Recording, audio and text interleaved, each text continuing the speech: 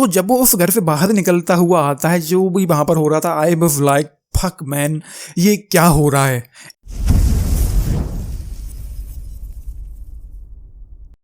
नमस्कार दोस्तों मैंने अभी वेपन्स नाम की नई मूवी को देखकर खत्म किया है। 2 घंटे 8 मिनट मूवी की टोटल लेंथ है एंड फिल्म वीओडी पर अवेलेबल हो गई है, लेकिन फिलहाल के लिए इंडिया में अवेलेबल नहीं हुई है। और इस मूवी को लिखा और डायरेक्ट किया है जैक क्रैगर ने, जो इससे पहले बारबेरियन नाम की मूवी बना चुकी है एंड वो मूवी भी मुझे बहुत पसंद आई थी। मैंने रिव्यू भी किया था अपने चैनल पर, और ये मूवी भाई मैं कहूंगा कि मूवी को देखकर लिटरली मुझे मजा आ गया। मुझे मूवी बहुत पसंद आई है एंड चीज़ें यहाँ पर इस फिल्म में यूं होती हैं कि मूवी पेंसिल्वेनिया में कहीं पर सेट है एंड चीज़ें वहां पर यूं हैं कि एक क्लास के 18 बच्चों में से 17 बच्चे रात के 2:17 पर अचानक से अपने घर से भाग जाते हैं और गायब हो जाते हैं, एक बच्चे को छोड़कर जिसका नाम है एलेक्स लिली।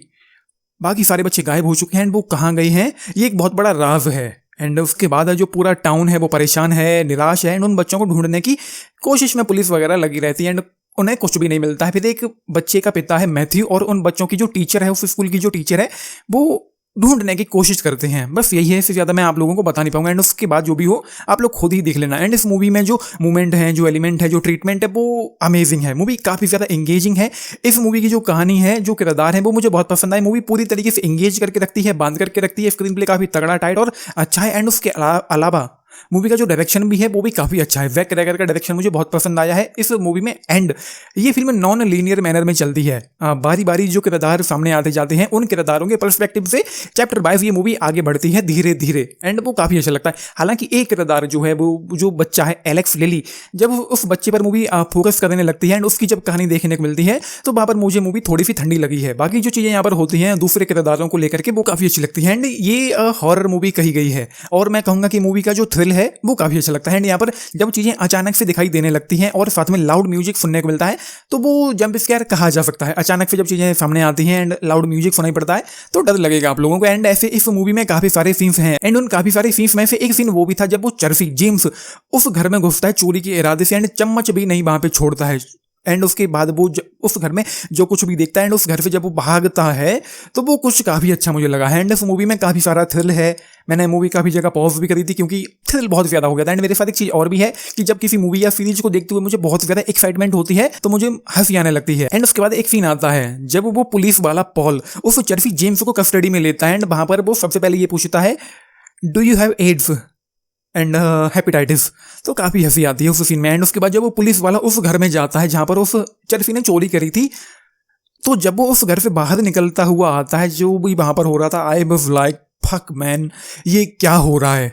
और फिल्म जैसा कि मैंने कहा कुछ जगह थोड़ी सी ठंडी पड़ती है। जब मूवी एक कैरेक्टर से दूसरे कैरेक्टर पर जाती है तो कुछ मोमेंट के लिए ठंडी सी लगती है क्योंकि जो चीज़ें मेन टाइमलाइन में खराब हो चुकी हैं वो या तो खराब होने वाली होती हैं उस किरदार की टाइमलाइन में, या फिर वो किरदार तब तक डायरेक्टली उन चीज़ों में इन्वॉल्व नहीं हो पाता है तो वहाँ पर चीज़ें जो हैं वो थोड़ी थोड़ी ठंडी लगती हैं। जैसे कि मैंने कहा एलेक्स के केस में जब उसकी आंट जिसका नाम है ग्लेडियस जब उसके घर पे रहने आती है तो वहाँ पर मुझे मूवी काफ़ी ठंडी लगी एंड वो इस मूवी के सबसे ठंडा पार्ट वही था, मैं ऐसा कहूँगा। अच्छा, जब एलेक्स की आंट ग्लेडियस उसके घर में रहने के लिए आती हैं और क्योंकि फिल्म नॉन लीनियर मैनर में भी चलती है तो उस सीन से पहले मार्कस वाले सीन पर ये मूवी चल रही होती है। तो मार्कस वाले सीन में उसकी आंट ग्लेडियस ने जो कुछ भी किया था तो उस वजह से उसकी आंट के बारे में हमको काफ़ी कुछ पता चल जाता है।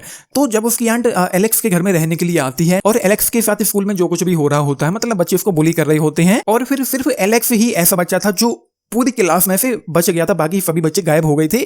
तो समझ में आ जाता है कि ये किसने किया है, हालांकि क्यों किया है ये समझ में नहीं आता है और मूवी के एंड तक भी ये बहुत अच्छे से क्लियर नहीं हो पाया कि ये क्यों हुआ है। ऊपर से मिस गैंडी जो टीचर है उस स्कूल की और एक लापता हुआ बच्चे के पिता आर्चर उस मैप को लेकर किसी घर के बारे में जो कुछ भी डिस्कशन कर रहे होते हैं। तो मैं ये कहूंगा कि फिल्म में जो कुछ भी हुआ है वो उनके रिवील करने से पहले मुझे काफी हद तक समझ में आ गया था। पूरी तरह से तो नहीं, लेकिन मैं कहूंगा कि काफी हद तक मुझे समझ में आ गया था यहाँ पर जो कुछ भी हुआ था। और फिर फिल्म का ये वाला सीन जहाँ पर चीजें बहुत ज्यादा एक्साइटिंग हो जाती हैं और मैं भी अपनी कुर्सी से उछलकर बोल पड़ा था कि भाई घंटी बजा दे, मतलब वो ऑसम हो गया था। और इस मूवी का जो क्लाइमैक्स है वो अमेजिंग है, ऑसम है और मैं कहूंगा कि आप बिल्कुल एंड तक देखना। इस मूवी के लिए 6 मिनट के यहाँ पर एंड क्रेडिट्स हैं, एंड क्रेडिट्स भी देखना आप लोग। ये कुछ हट के है, कुछ नया सा है और उसके अलावा मूवी में काफ़ी कुछ डिस्टर्बिंग है। खास करके मूवी का जो एंड था वो काफ़ी डिस्टर्बिंग था और यहाँ पर एक सेक्स सीन भी आप लोगों को देखने को मिलेगा।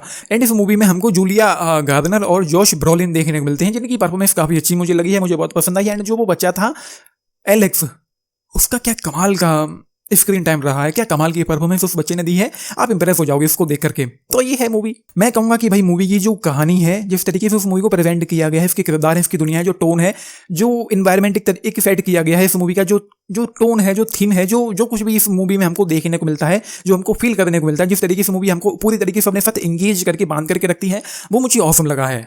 कुछ कुछ जगह मूवी थोड़ी सी ठंडी पड़ती है जैसा कि मैंने कहा, एंड कुछ कुछ चीजें हमारी समझ में आ जाती हैं। अगेन जैसा कि मैंने कहा, एंड उसके जो अंड थी गैलेडियस, उसके बारे में बहुत कुछ जानने को नहीं मिला है। तो वो कुछ चीजें हैं जो थोड़ी सी मुझे कमजोर लगी, जिन पर अगेन अच्छे से काम किया जाना चाहिए था। लेकिन मैं कहूंगा कि भाई मुझे मूवी को देख करके बहुत मजा आया है। मुझे इस मूवी ने पूरी तरीके से अपने साथ एंगेज करके होक एंड बुक करके बांध करके रखा है। मुझे मूवी बहुत पसंद आई है, काफी एक्साइटिंग लगी है। तो ये मैं कहूंगा कि ये मूवी मस्ट वॉच है। और हिंदी डब को लेकर अपडेट ये है कि मूवी फिलहाल के लिए ना तो इंडिया में अवेलेबल है और ना ही हिंदी डब में अवेलेबल है। लेकिन मैं उम्मीद करता हूँ कि मूवी जब इंडिया में आएगी तो ऑफकोर्स इसका हिंदी डब वर्जन भी आएगा। और एक चीज और है, अगर आपने बारबेरियन नाम की मूवी नहीं देखी है 2023 वाली, तो ढूंढ के निकालो, हिंदी में अवेलेबल है, जरूर देखना। और ये मूवी मैं कहूंगा कि अगर हॉरर लवर हैं तो मस्त वॉच है। आई विल विद 4.5 इस मूवी के लिए। आप लोगों ने मूवी देखी है तो अपने टेक्स्ट जरूर लिख के बताना। बाकी लाइक शेयर सब्सक्राइब करना चैनल को, वीडियो को। And this is Nitish signing off. Thank you.